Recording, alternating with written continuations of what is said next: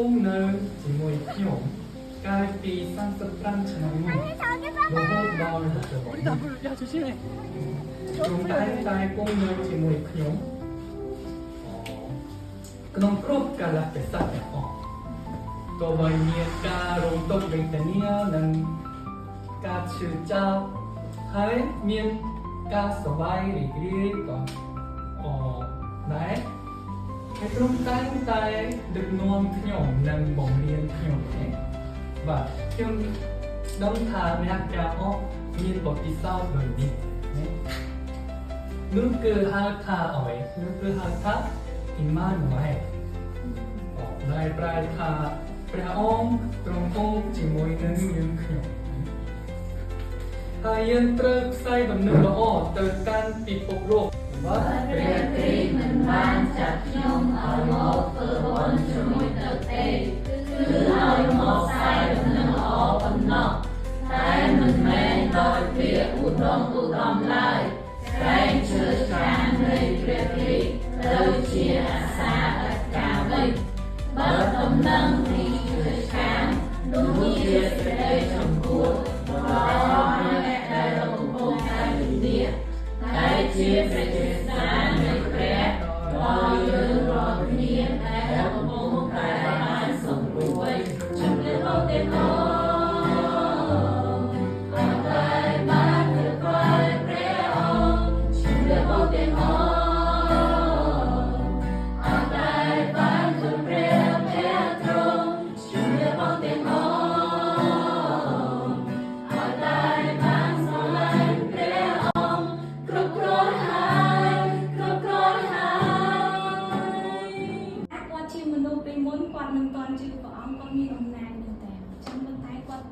គាត់ស្គាល់ព្រះអង្គគាត់ចាត់តាមផ្នែកគាត់នឹងទីខ្លួនគាត់រៀនពីវប្បធម៌គាត់ថាគាត់ចូលទៅសាសនាគាត់ទៅរៀនពីកេរបែបហ្នឹងដើម្បីមុនផ្សាយដំណឹងល្អមួយគ្នាដែរដោយការស្ដាប់បង្គាប់ព្រះអញ្ចឹងគាត់ស្ដាប់បង្គាប់ព្រះព្រះឲ្យទៅណាគាត់ទៅនឹងទូហេតុកន្លែងហ្នឹងមានបញ្ហាយ៉ាងណាក៏ដោយគាត់ត្រូវទៅដែរព្រោះគាត់ត្រូវការស្ដាប់បង្គាប់ព្រះអង្គស៊ូទ្រាំដើម្បីដំណឹងល្អគាត់ស៊ូទ្រាំទោះបីជាគាត់ឈឺចាប់គាត់អត់ឃ្លាឬគាត់មានបញ្ហាអីគាត់នៅតែស៊ូទ្រាំចឹងមុនយើងទៅផ្សាយដំណឹងល្អយើងព្យាយាមស្ដាប់តែស្ដាប់អ្នកដែលយើងធ្វើផ្សាយដំណឹងល្អយើងស្ដាប់យ៉ាងសកម្មបន្ទាប់ទៀតគឺមិនត្រូវបង្ខិតបង្ខំទេយើងអាចបង្ខិតបង្ខំនរណាម្នាក់ដើម្បីដំណឹងល្អបែបនេះអ្នកឯងត្រូវតែស្ដាប់បែបនេះមកនេះយើងអាចបង្ខិតបង្ខំនេះបានទេរក្សាទំនាក់ទំនងយើងអាចទៅផ្សាយនឹងល្អគេអត់ជឿបាទចោលតែអត់ខ្ញុំយកទៅខ្ញុំ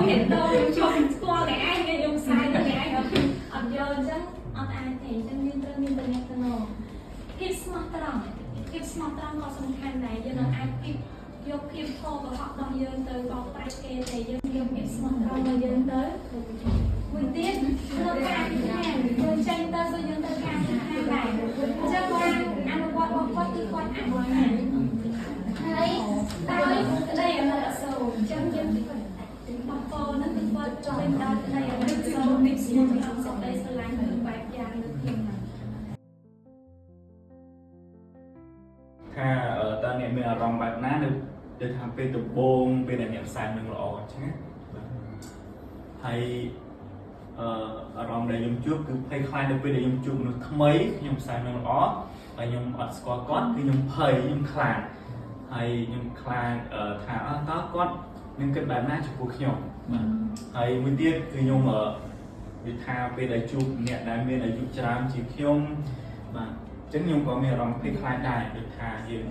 ថាអូខ្ញុំជាក្មេងហើយគាត់ជាមនុស្សចាស់អញ្ចឹង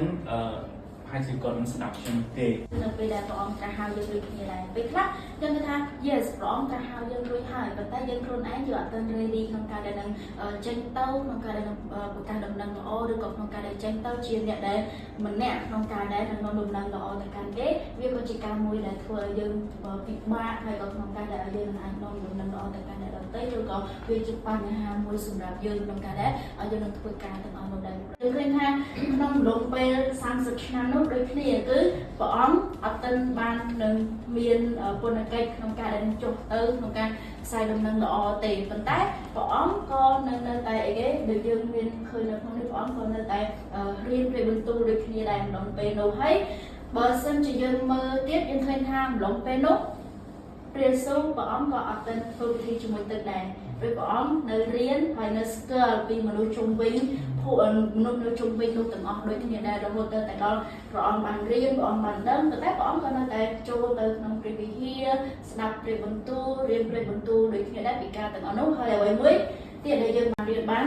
ព្រះអង្គក៏ជាអ្នកធ្វើការដូចគ្នាដែរទោះបីជាយើងដឹងថាព្រះបានបញ្ជូនព្រះអង្គមកក្នុងការដែលឲ្យសង្គ្រោះដល់យើងប៉ុន្តែ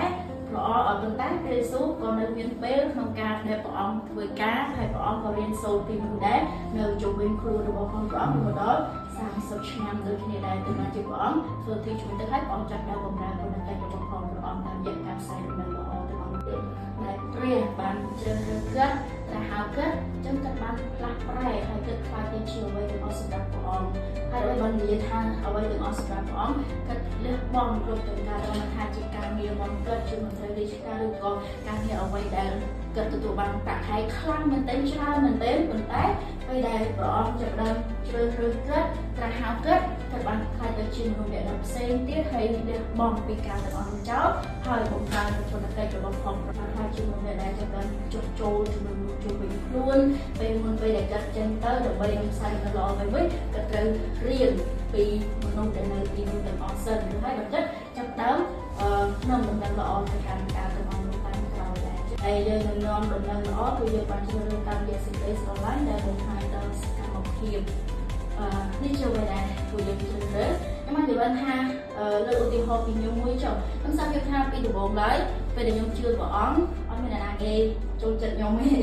ពេលស្អប់ខ្ញុំគេថាឲ្យខ្ញុំជឿលើសាសនាឈួតអីបែបនេះទាំងអស់នេះហើយអ្នកភូមិខ្ញុំឬក៏ជាពិសេសគឺអ៊ំខ្ញុំជាពិសេសគឺគ្រួសារយើងគឺគាត់អត់ពេញចិត្តយើងសោះតែម្ដងហើយគាត់អត់ចូលចិត្តយើងក្នុងការដែលយើងជឿទៅលើព្រះយេស៊ូវដែលហៅថាគេបានហៅថាជាសាសនាឈួតអញ្ចឹងខ្ញុំសារភាពថាខ្ញុំមានឈ្មោះមួយដែលអ៊ំខ្ញុំគាត់ដាក់ឲ្យខ្ញុំគឺមានសាសនាឈួតដោយសារតែយើងជឿលើតែប៉ុន្តែយើងជឿទៅលើអីគេសកម្មភាពដែលយើងជាគ្រីស្ទបរិស័ទអញ្ចឹងបើសិនជាយើងជាគ្រីស្ទបរិស័ទដើម្បីដែលបង្ហាញទៅកាន់គេទៅជាមួយនឹងដំណឹងល្អរបស់ព្រះអង្គឬក៏ចង់ឲ្យគេស្គាល់អំពីដំណឹងល្អរបស់ព្រះអង្គស្គាល់អំពីព្រះយេស៊ូវគឺតាមរយៈសកម្មភាពយើងទាំងអស់គ្នានឹងឯងយើងអាចនិយាយថាយើងជាអ្នកជឿលើព្រះយេស៊ូវយើងជាគ្រីស្ទបរិស័ទប៉ុន្តែបើទង្វើយើងដូចអ្នកដទៃសូថាគេស្គាល់ព្រះយេស៊ូវដែរឬអត់អញ្ចឹងសកម្មភាពរបស់យើងគឺសំខាន់មែនទែនជាពិសេសគឺយើងជាអ្នកដែលជឿលើព្រះយេស៊ូវហើយក៏ជាមានឈ្មោះថាជាគ្រីស្ទបរិស័ទនឹងឯងចា៎